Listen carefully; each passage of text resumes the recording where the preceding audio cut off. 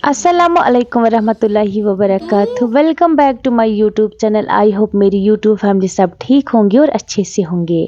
आज हमारे घर में फिर से खुशी का माहौल है। एक और कज़न ब्रदर की शादी है। आप लोग वीडियो पे बने रहना और वीडियो एंड तक देखना। चैनल पे नई हो तो चैनल को सब्सक्राइब करना और बेल आइकन को भी ज़रूर प्रेस करना। आप लोगों को मैं दिखाऊंगी वीडियो, पूरी शादी का वीडियो। आज मेहंदी रात है। जाना तो मुझे था मेहंदी लेके, बट छोटी बहन ने ज़िद किया आज मैं जाऊंगी। चलो आज वही जाएगी दुल्हन के पास। देखते हैं वो लोग वहाँ पे क्या क्या करेंगे, क्या क्या खाएंगे। आप लोगों को मैं सारा वीडियो दिखाऊंगी। चलो फिर स्टार्ट करते हैं। ये है छोटे के कपड़े, छोटी सिस्टर के कपड़े। आज यही कपड़े वो लगाएगी। जब वो तैयार हो जाएगी उसके बाद में उसका व्यू भी दिखाऊंगी आप लोगों को। अब छोटी सिस्टर तैयार हो चुकी है। माशाल्लाह माशाल्लाह बहुत प्यारी लग रही है। इन कपड़ों में बहुत ही प्यारी लग रही है। और अब इनको जाना है दुल्हन के पास। 5-7 बंदे हैं।